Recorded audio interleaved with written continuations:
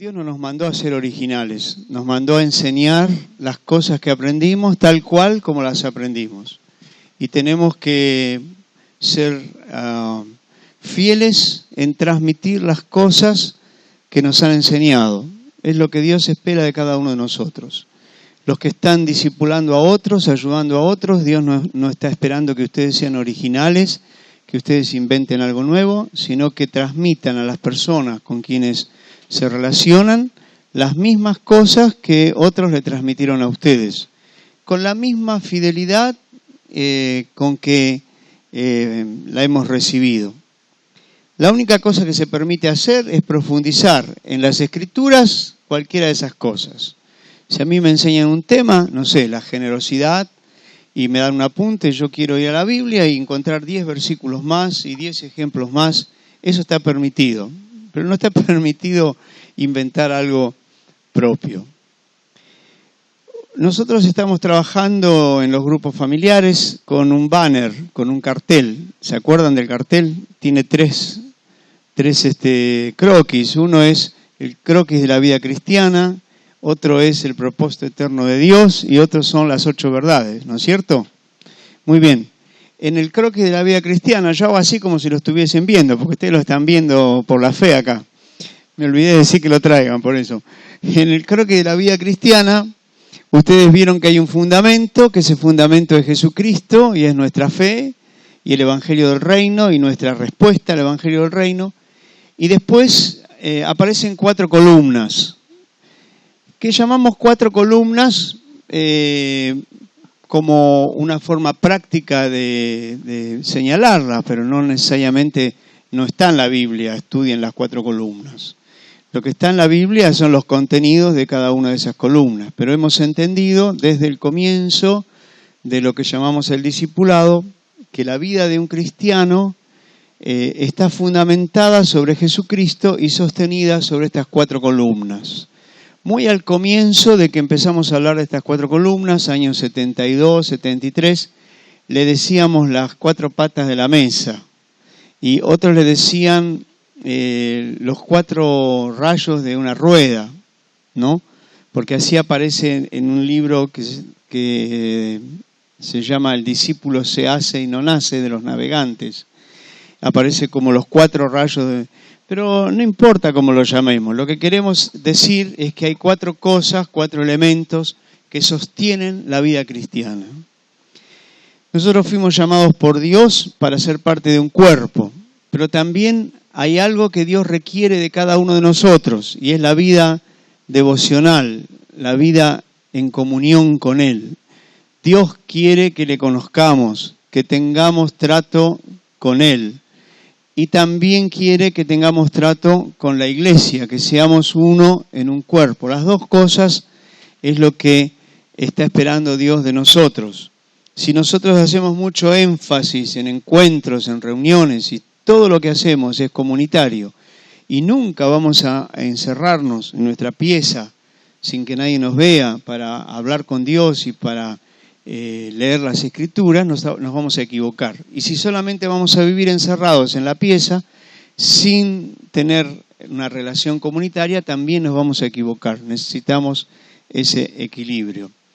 Les pido disculpas si ustedes me van a escuchar decir las mismas cosas muchas veces, pero no es que yo estoy con arteriosclerosis, sino que lo hago a propósito. Repito siempre las mismas cosas hasta que la gente lo entienda. Y una de las cosas que repito es que la vida cristiana es como una torta. ¿Me escucharon decir eso alguna vez? ¿Por qué es como una torta? Porque una torta tiene varios elementos en su medida justa. Tiene harina, tiene huevo, manteca, azúcar y no sé qué otra cosa más. Y si yo tengo una bolsa de harina, ¿tengo una torta? No, casi sería un impedimento para tener una torta, porque necesito 1 kilo nada más. Y si yo tengo 10 docenas de huevos, entonces no hay un aspecto en la vida cristiana que yo soy fuerte en la oración. No tenés que ser fuerte en la oración nada más. Si vos me decís que sos fuerte en la oración y no tenés comunión con nadie, al piste perdiste, no sirve. Si vos me decís, no, pero yo me paso todo el día leyendo la Biblia, pero nunca estás orando y nunca estás hablando de Cristo a otros. Tampoco, ¿viste? Para que tengas una torta es cada elemento en su proporción justa, mezclado de la manera que corresponde. Por eso digo que la vida cristiana es así. Y estas 4 columnas que Dios nos mostró desde el comienzo, que tienen que estar, que sostienen nuestra vida, también deben ser practicadas en su momento justo. Quiero decir como introducción nomás que también el desorden en nuestro tiempo juega contra el reino de Dios. Una de las cosas que Dios nos enseñó, que nos mostró y que nos ha hecho mucho bien es tener orden en nuestro tiempo. Ustedes saben que cuando una persona dice no tengo tiempo, no es verdad. No es verdad que no tiene tiempo. Les quiero decir por qué, no se asusten. Porque todos tenemos 24 horas, ¿no es cierto? Entonces no puedes decir que no tengo tiempo. Si no tenés tiempo porque te fuiste, ya estás en el cementerio. Pero mientras sigas viviendo tenés 24 horas por día. 24 horas tuvo Adán y Eva, 24 horas tuvo Moisés, 24 horas por día tuvo David, 24 horas por día tuvo el apóstol Pablo, tuvo Jesús, todo. Entonces, ¿cómo es que unos pueden hacer tantas cosas y otros no pueden hacer? No tienen tiempo. Es muy sencillo, la realidad es así. El tiempo es cuestión de prioridades. Decime cuál es tu prioridad y yo te voy a decir cómo vas a invertir tu tiempo.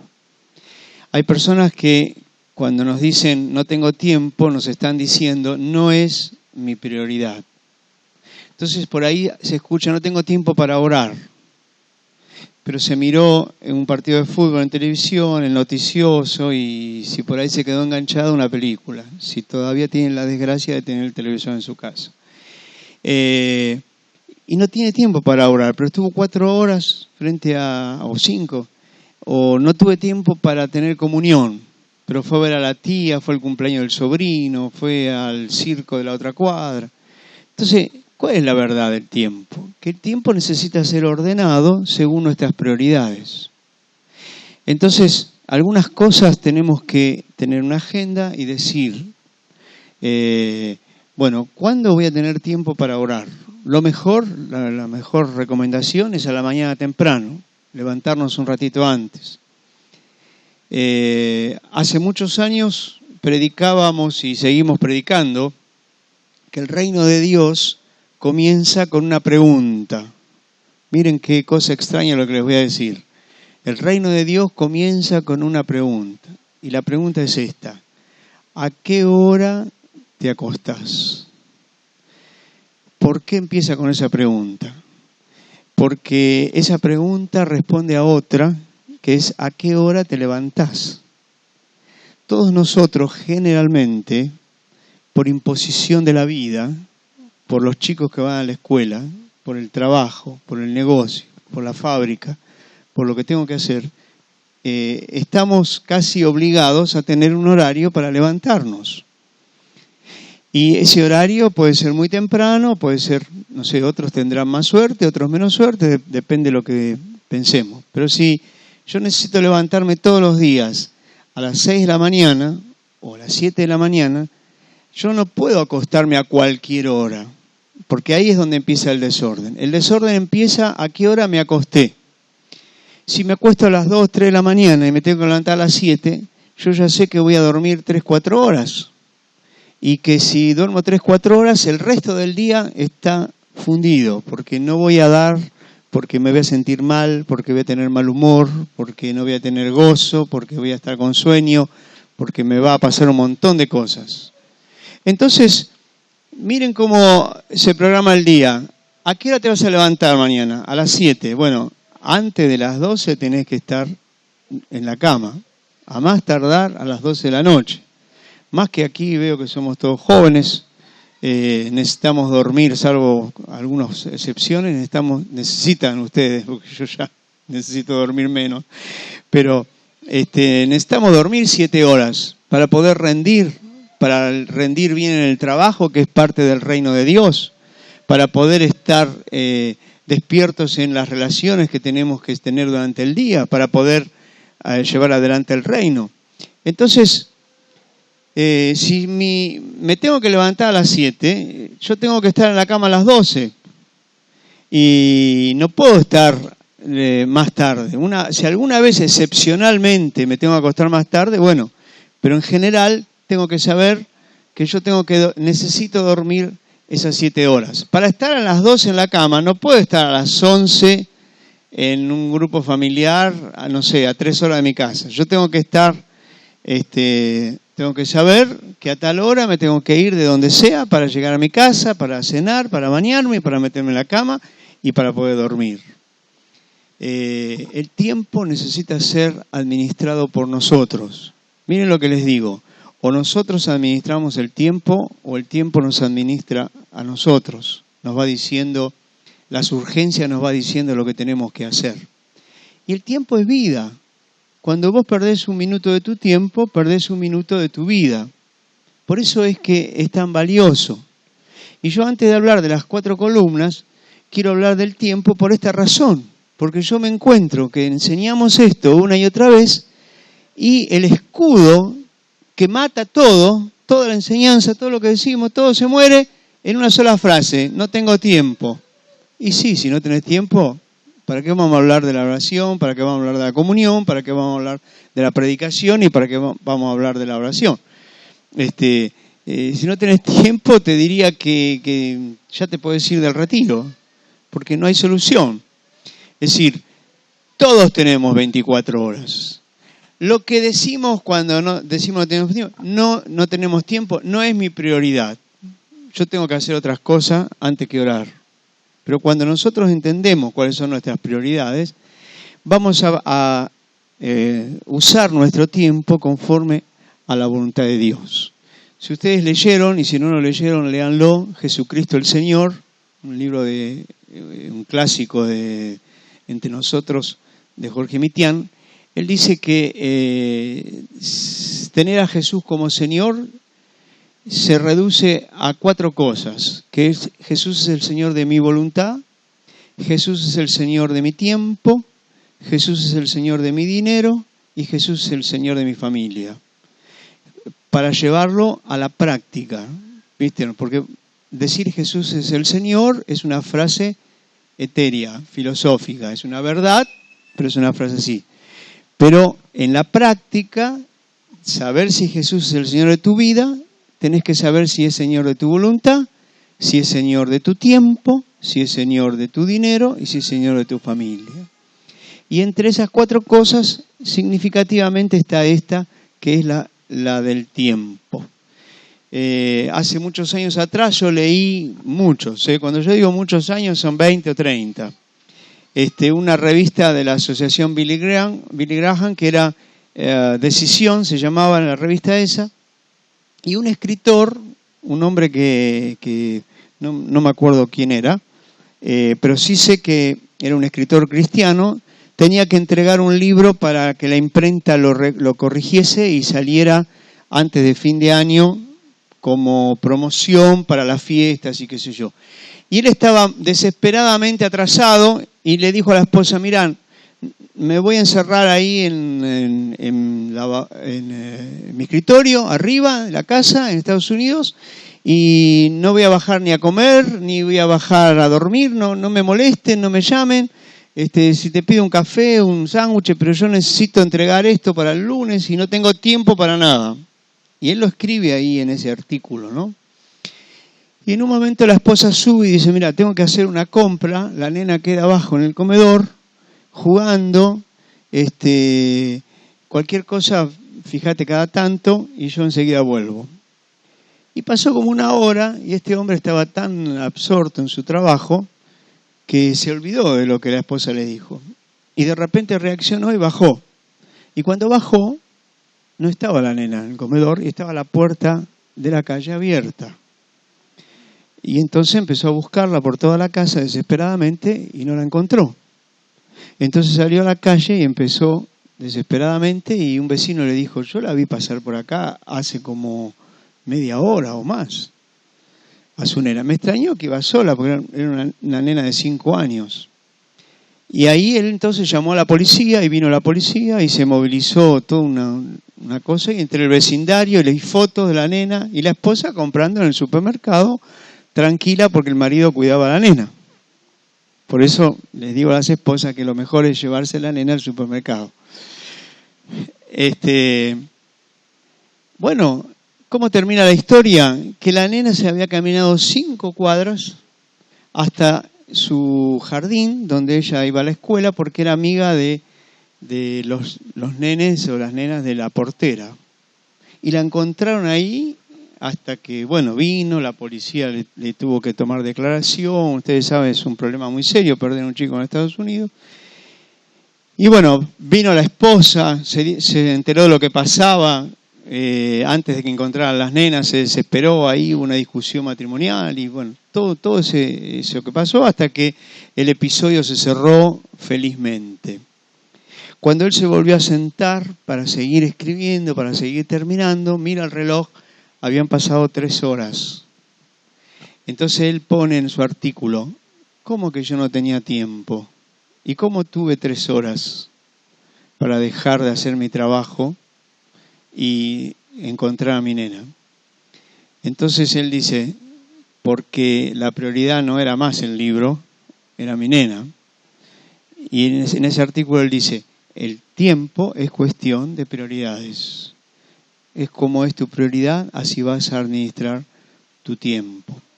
Entonces yo quiero decirle, hermanos, que para hablar de las 4 columnas tenemos que hablar de que somos discípulos. Las 4 columnas no son para cualquiera, son para los discípulos que quieren vivir la vida cristiana. Y para poder vivir la vida cristiana normal y ser discípulos, necesitamos administrar nuestro tiempo.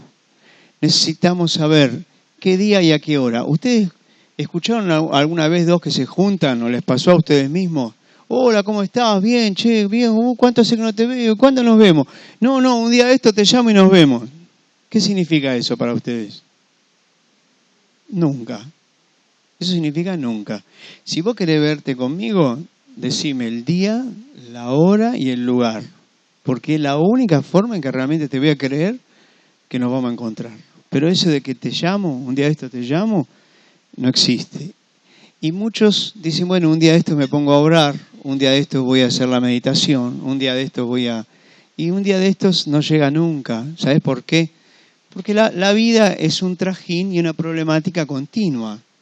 Por eso a veces yo recomiendo levantarse temprano y poder hacer algunos trabajos como oración y lectura bíblica antes de empezar el día. Porque cuando yo digo lo voy a hacer antes de dormir, a la noche, me pasaron tantas cosas durante el día y llega tan tarde y tan cansado que al final no tengo ni ganas de hacerlo. Entonces necesitamos administrar nuestro tiempo, saber cómo va a ser nuestro día, el día a día.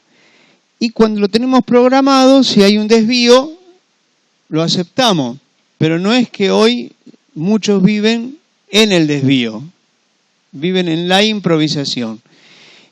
Más bien es, yo tengo organizado mi tiempo, pero bueno, se enfermó el nene, lo tengo que llevar al médico, corto lo que tenía que hacer y salgo para el médico porque tiene fiebre, porque está enfermo. Pero es una circunstancia que no pude programar, pero yo tengo el día programado. Muy bien.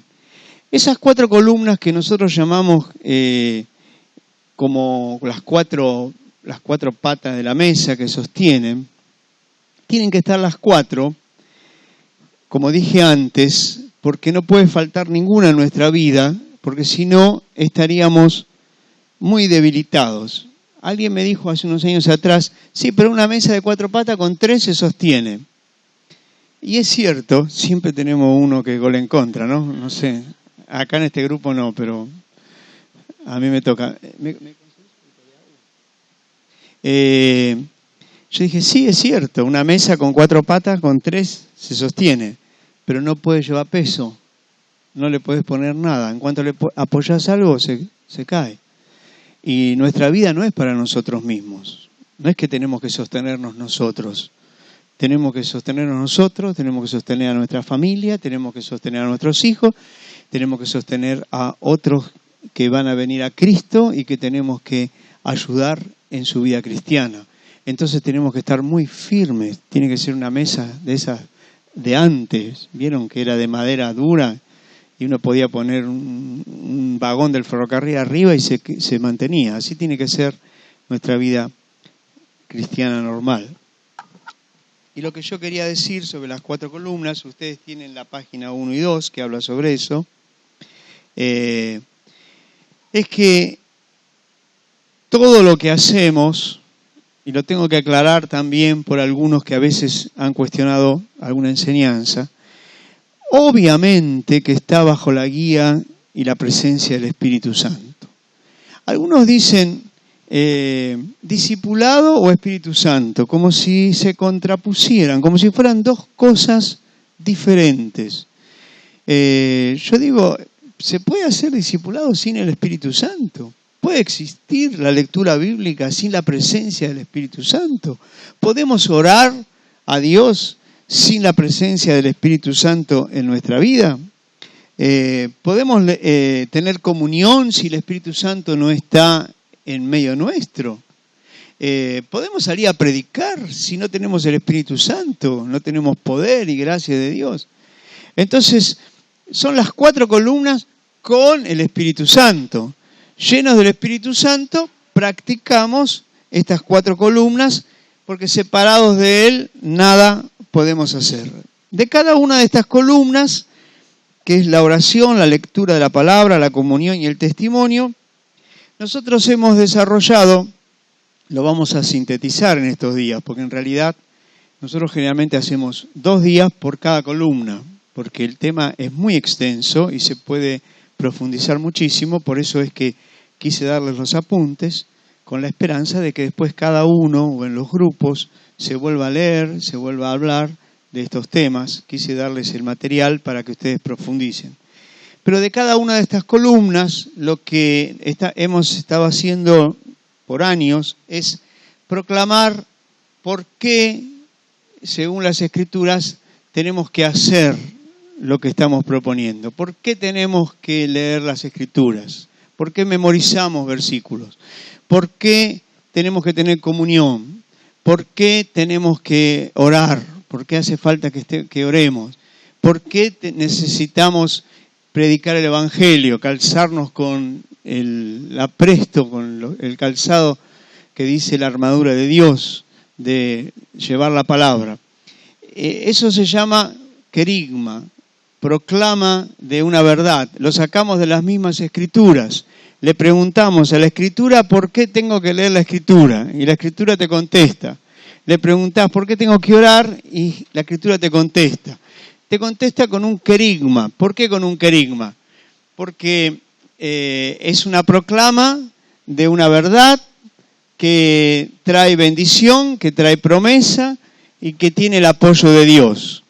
Pero también de la Escritura sacamos didaqué, sacamos el mandamiento de hacerlo. No solamente Dios proclama la bendición de hacerlo, sino que después también tenemos que Dios nos manda a hacerlo.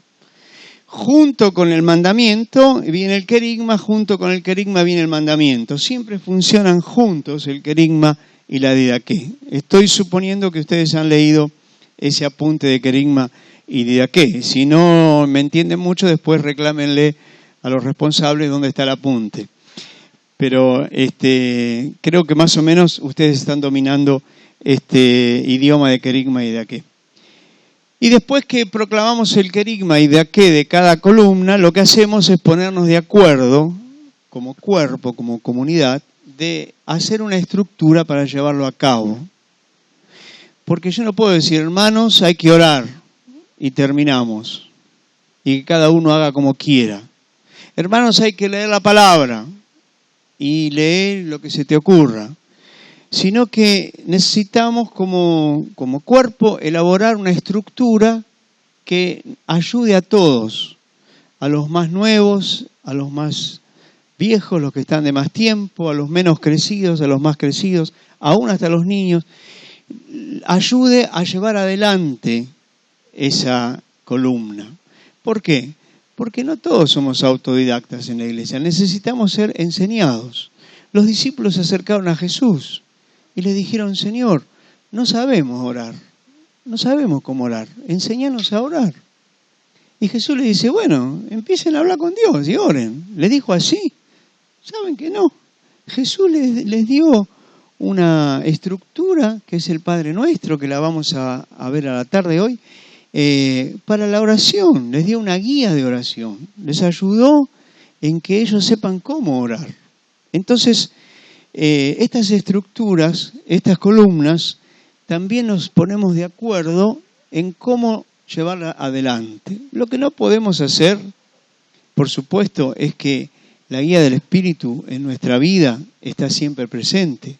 A veces leemos un mismo pasaje y lo tenemos recontra comprobado esto, que leemos un capítulo, leemos un par de versículos y cada uno escribe algo, y es increíble cómo no siempre es lo mismo. Cada uno recibe una cosa diferente de Dios.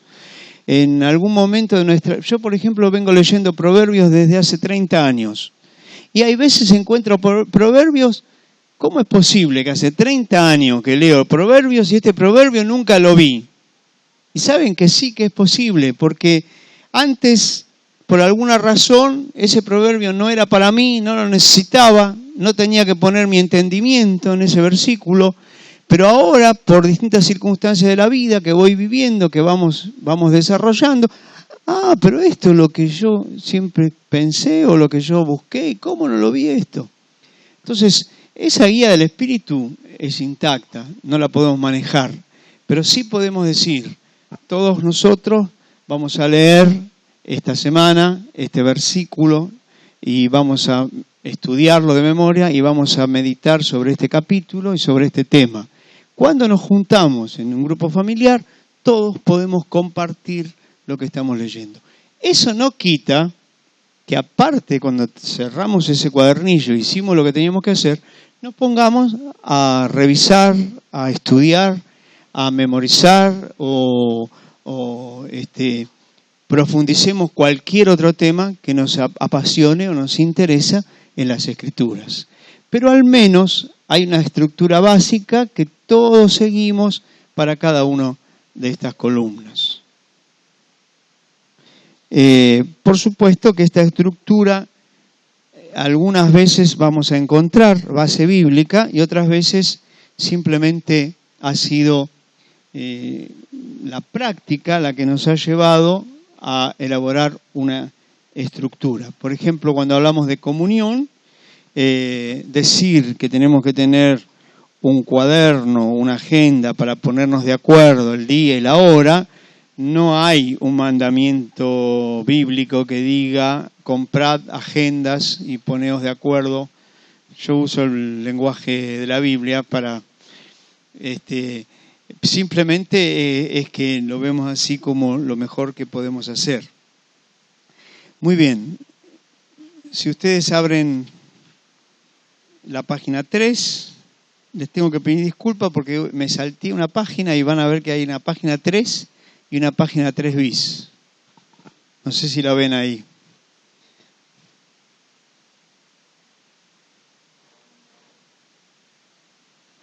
La página 3 dice la palabra de Dios, ¿no?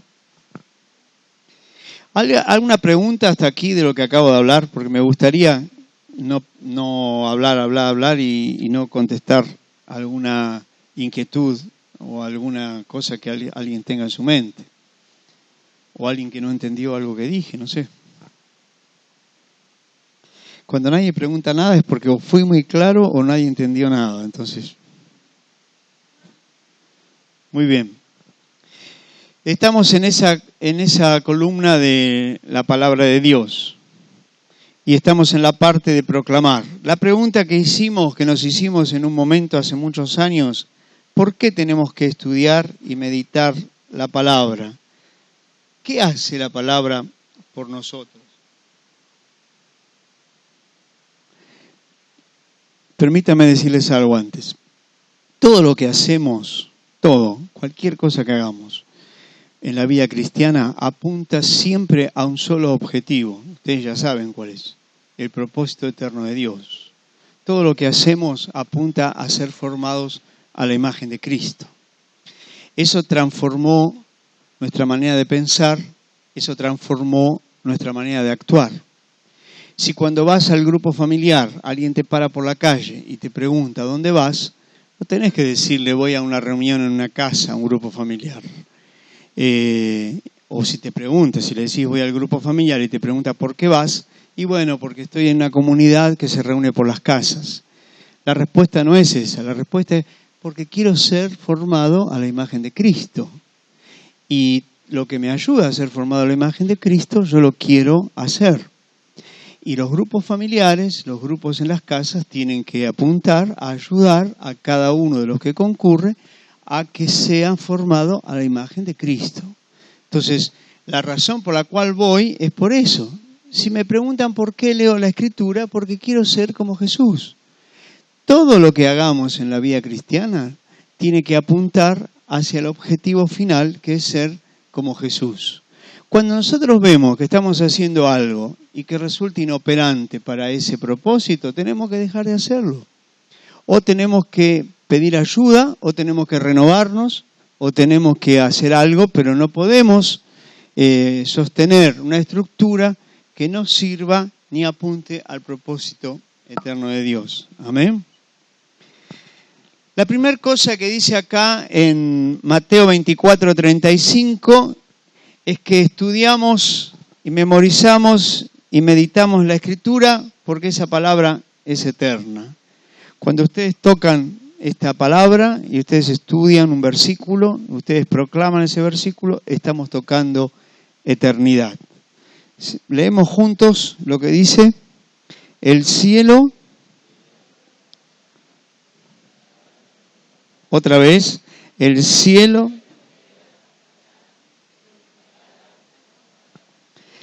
lo que enseña la misma palabra de Dios, y esto lo dijo Jesús, es que esta palabra es eterna, es universal y es eterna. Es palabra de Dios para siempre.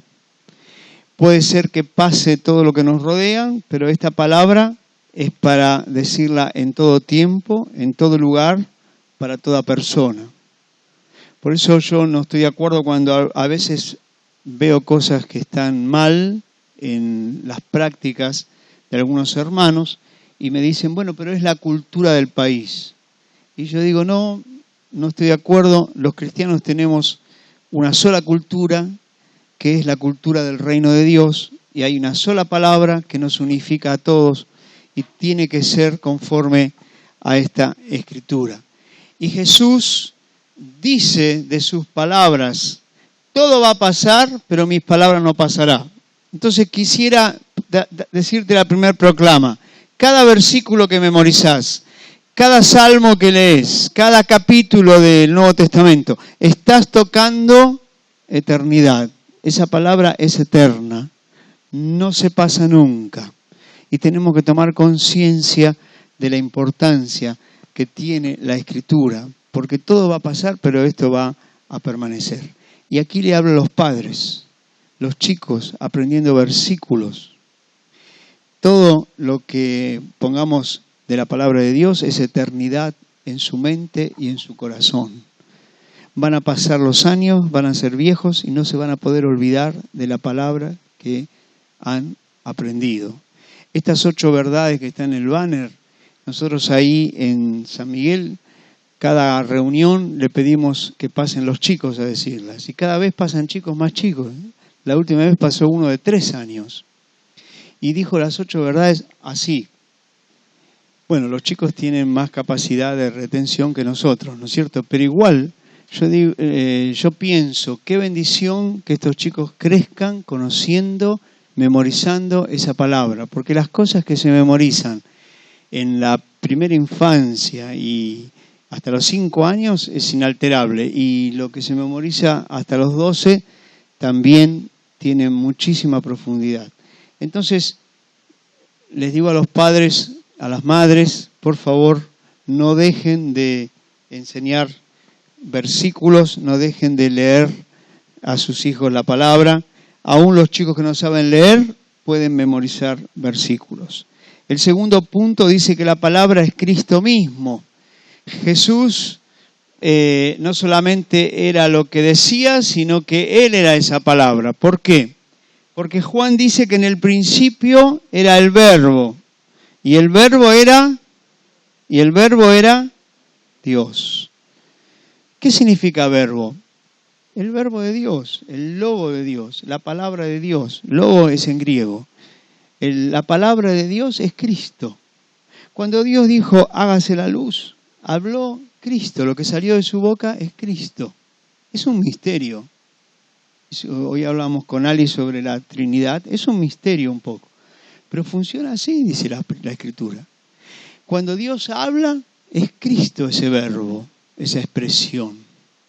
Y para que no quede la menor duda de que es Cristo, dice el mismo capítulo, versículo 14, lo tienen ahí en el apunte, y ese verbo fue hecho carne y habitó entre nosotros. Así que no es otra cosa, es Cristo el que se hizo carne, el que estuvo con nosotros, el que murió en la cruz. Ese es el verbo de Dios. Y cuando nosotros memorizamos, proclamamos una palabra, estamos hablando de Cristo mismo. Estamos hablando de la palabra de Dios que es Cristo.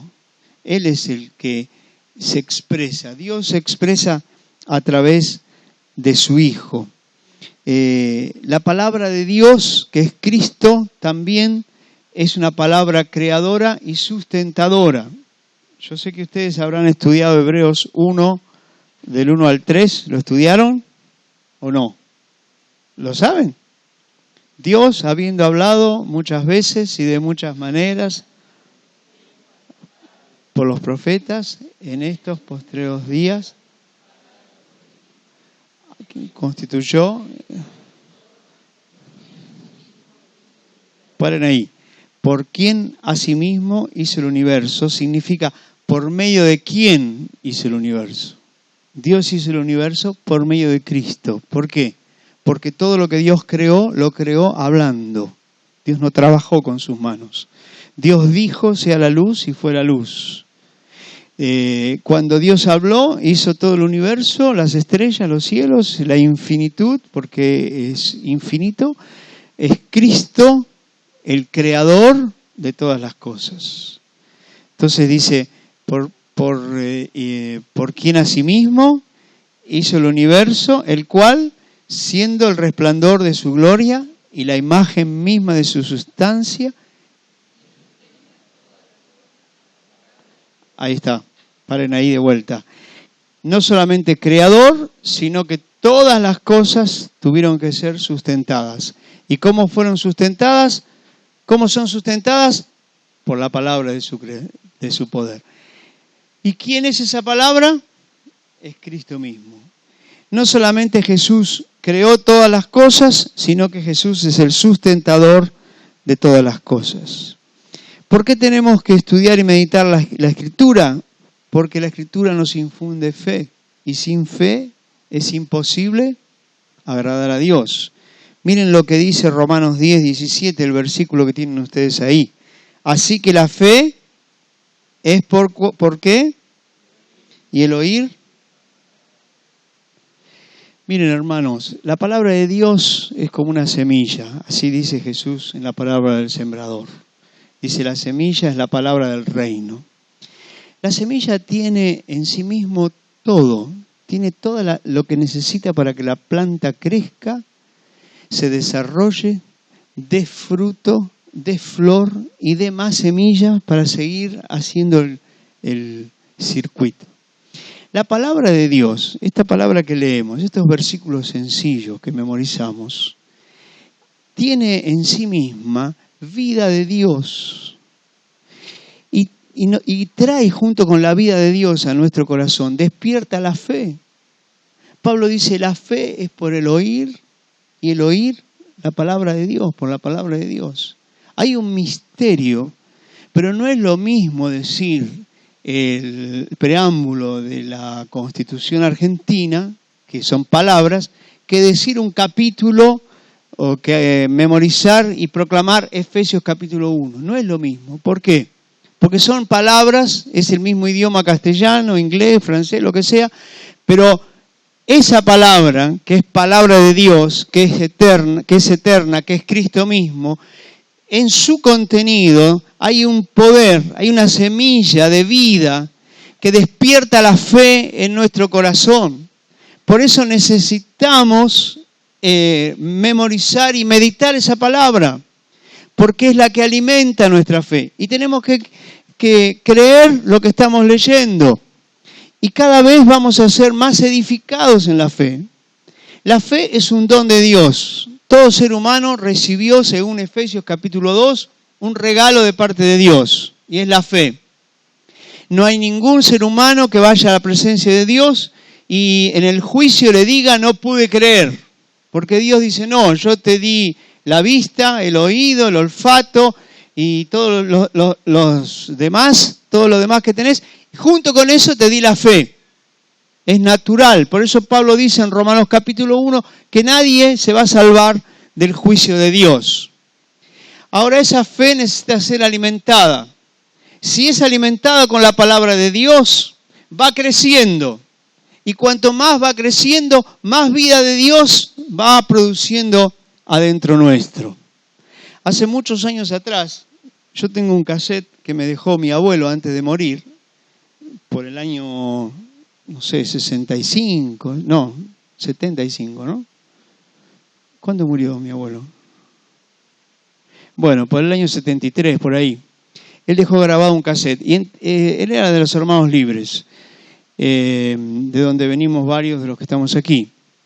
Y los Hermanos Libres no creen ni en el bautismo del Espíritu Santo, ni en los dones del Espíritu, ni creen tampoco, ni oran por sanidad. No creen en nada de eso. Y en ese cassette mi abuelo cuenta una historia real de los años 40, que había un misionero inglés predicando en una carpa, y cuando va a predicar lee un pasaje, típicamente se predicaba de esa manera, se lee un pasaje, se explica. Y era una carpa donde se ponían los barrios y se invitaba gente nueva, gente del barrio, venían. Y ahí este misionero, para predicar ese día, leyó el pasaje de Juan y de Pedro y Juan yendo a orar y encontrándose con un paralítico que les pide limosna. Y el paralítico que le pide limosna, Pedro dice, no tengo ni oro ni plata, pero lo que tengo te doy. En el nombre de Jesucristo, levántate y anda. Y este hombre leyó ese pasaje para comenzar su exposición bíblica. Y cuando termina de leerlo en la Escritura, no sé por qué, porque quiso hacerlo, volvió a proclamar, pero ya no leyendo la Biblia, sino así, a viva voz, al público, había como unas 300 personas, volvió a proclamar, no tengo ni oro ni plata, pero lo que tengo te doy, en el nombre de Jesucristo, levántate y anda. Lo proclamó porque yo ya sé lo que iba a decir, porque conozco la doctrina de los Hermanos Libres. Va a decir que el pecado nos tiene postrados, nos tiene esclavizados, que somos paralíticos por culpa del pecado y que sin oro y sin plata podemos comprar la salvación que viene a través de Cristo, y ese va a ser el mensaje seguramente. Pero proclamó eso. Y entre el público, una hermana en Cristo trajo a su vecina en silla de ruedas, paralítica. Y esta mujer está escuchando ahí al fondo que este hombre dice, no tengo ni oro ni plata, pero lo que tengo te doy, en el nombre de Jesucristo, levántate y anda. Hacía más de 15 años que estaba paralítica. Y le pregunta a su vecina, a la que la trajo, dice, ¿qué me habla a mí? Y la vecina, que quiere que se convierta, pero que no está esperando que camine, le dice, sí, es para usted el mensaje. Claro, que el mensaje era para usted, porque como dice, presta atención porque él le va a predicar. Es para usted. Y esta mujer se levanta y empieza a correr por toda la carpa, arrastrando su silla de ruedas. Bueno, les digo que se terminó la reunión ese día ahí, porque no supieron, nadie supo qué hacer. Pero ¿qué es lo que pasó? Fue proclamada la palabra que la palabra es una semilla que tiene vida en sí misma, es palabra creadora la palabra de Dios. Por eso es importante que la estudiemos y la leamos y la meditemos, porque hay vida de Dios en esa palabra. Es un misterio eso, pero algo se produce adentro nuestro. Y esta mujer creyó la palabra. Y la fe rompió con todos los límites que ella tenía y se puso en pie por la fe. Jesús hacía lo mismo. Vino un hombre con la mano seca y Jesús le dice, extiende tu mano. Este hombre tiene dos posibilidades: de mirarlo y decir, me estás cargando, nací con la mano seca, hace 30 años que vivo así, ahora decir que querés que la extienda. Esa es una posibilidad. Pero la otra es la posibilidad de recibir la palabra, de creer la palabra, y la palabra creída por la fe produce el efecto por el cual fue enviado. Y este hombre entonces tímidamente está frente a Jesús y comienza a mover un músculo y otro, y cuando se quiere dar cuenta puede extender su mano. ¿Por qué? Porque la palabra de Dios es palabra creadora. Es Cristo mismo que está siendo proclamado a nuestra vida.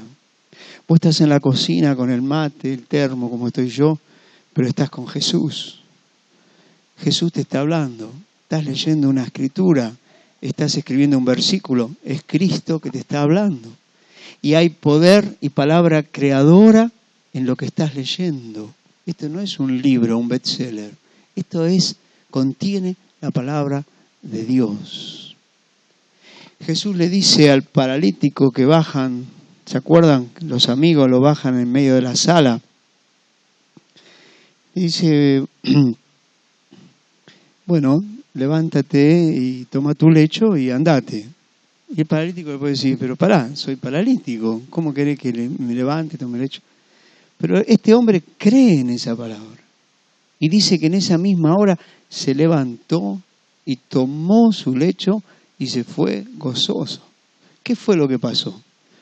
Fue que la palabra de Dios justamente tiene esa semilla que produce vida en quien la escucha. Por eso Pablo, sabiendo eso, escribe a los romanos y les dice, la fe es por el oír y el oír por la palabra de Dios. Hace 40 años un pastor del interior vivía en Buenos Aires. Y estando en Buenos Aires, yo les cuento el testimonio que él me contó. Estando en Buenos Aires, tenía 26 años, alquilaba una pensión en Plaza 11. Ahí cerca de Plaza 11, alquilaba una piecita. Y tenía, en ese momento que le pasó esto que les cuento, él tenía 3 novias juntas. Salía con 3 chicas distintas. Cuídense con los del interior que se hacen los humilditos, pero son peligrosísimos. Y entonces se fue a encontrar con una de sus novias a Plaza 11 y llegó temprano y estaba ahí aburrido, sentado mirando, y de repente ve que un muchacho joven llega con un estuche de trompeta, que lo deja ahí, saca la trompeta y se pone a tocar la trompeta.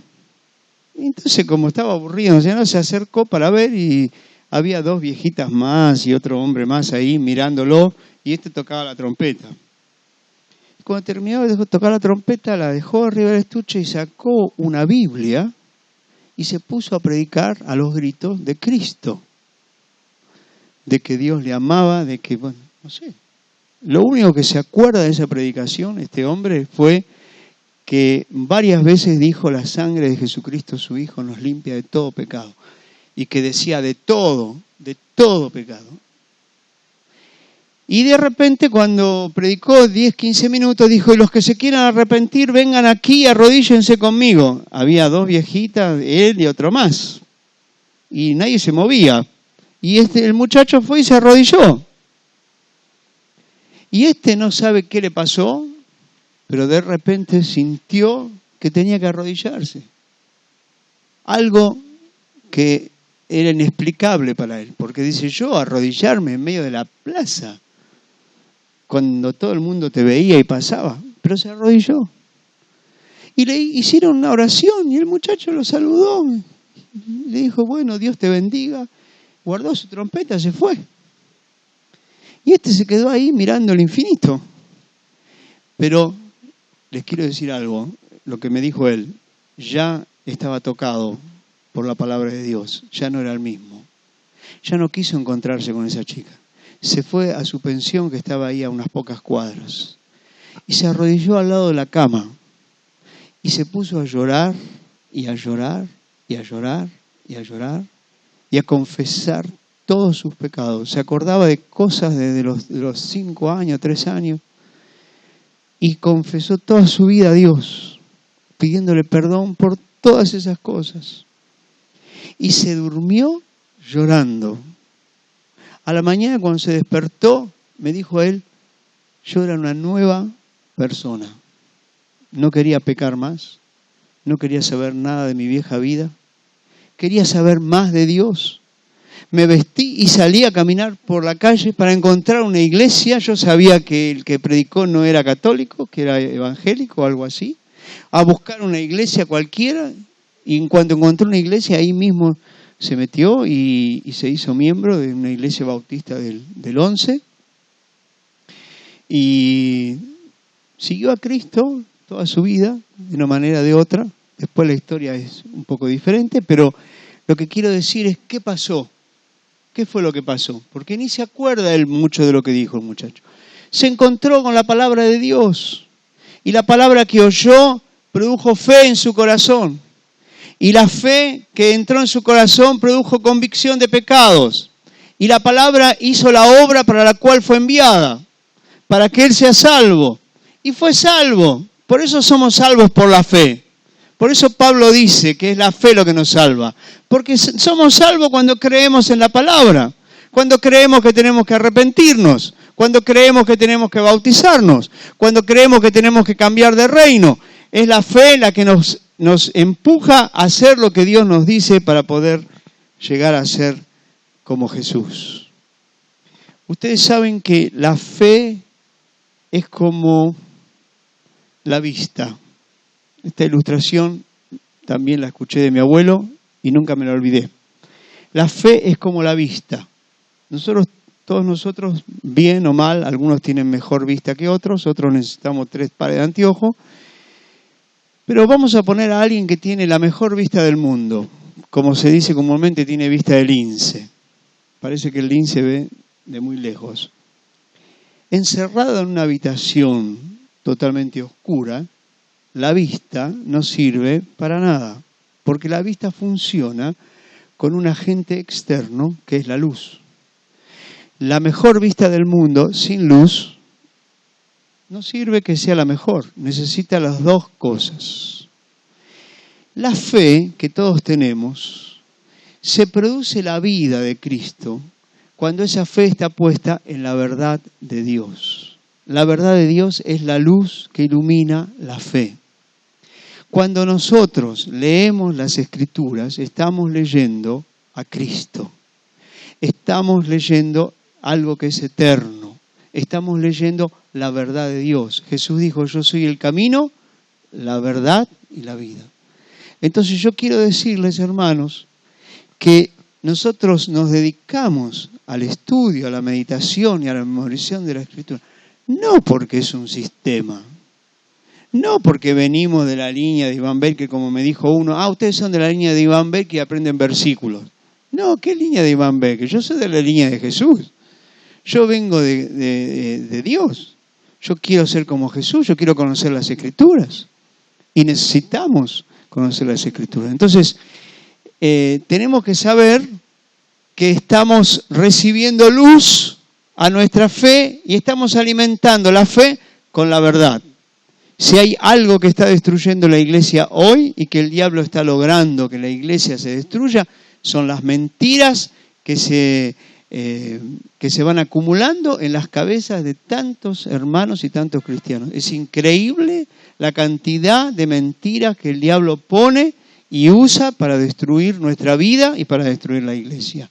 Nosotros necesitamos edificarnos con la palabra de Dios, que es la verdad. La cuarta razón por la cual tenemos que meditar y estudiar la palabra es porque esta palabra nos va a salvar.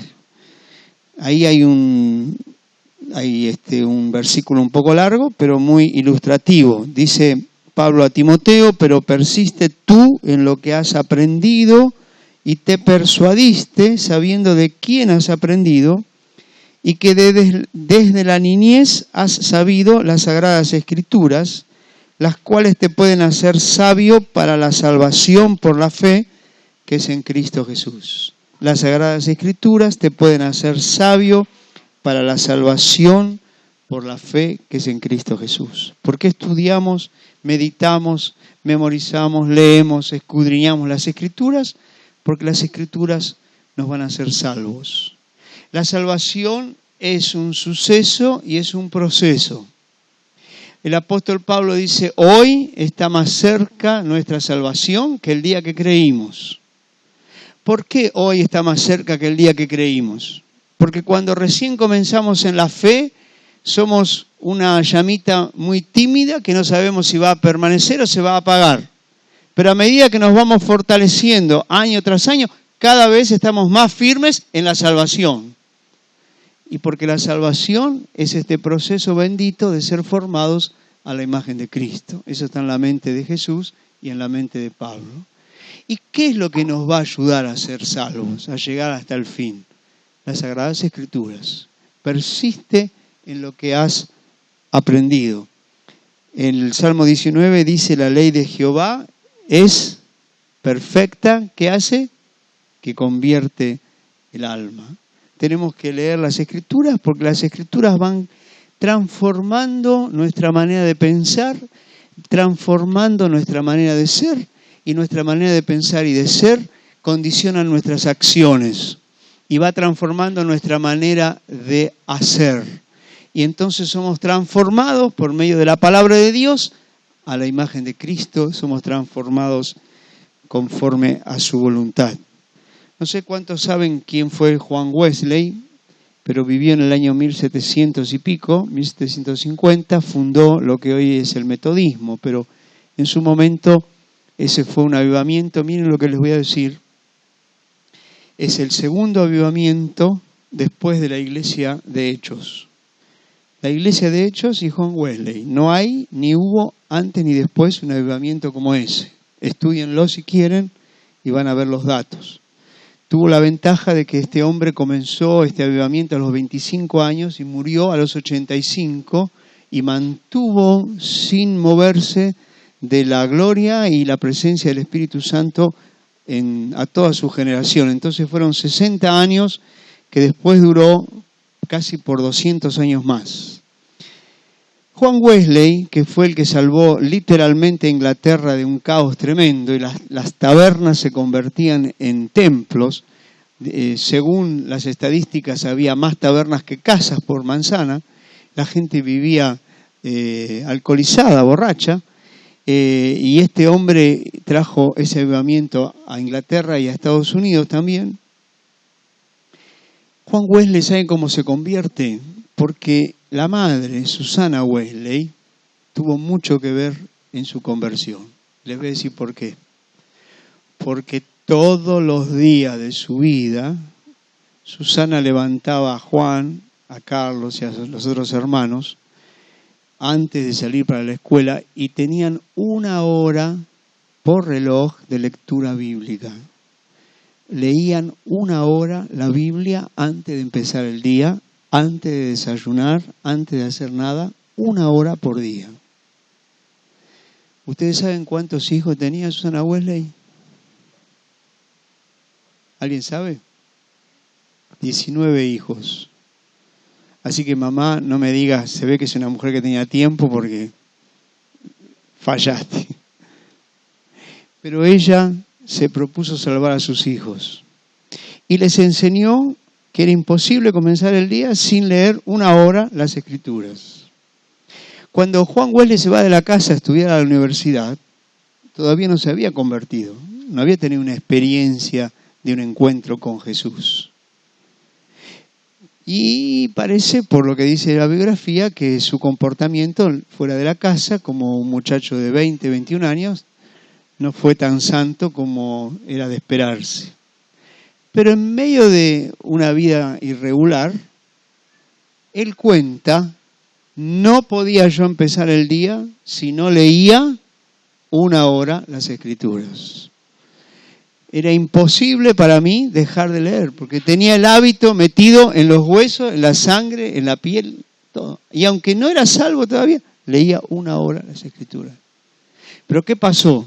Que cuando tuvo un percance en su vida, sería largo, no le voy a hablar ahora de Wesley, un versículo que él conocía, una palabra, le vino en ese momento y ahí él recibe la conversión y se despierta este avivamiento a través de él que inundó toda Inglaterra y parte de Europa y todo Estados Unidos.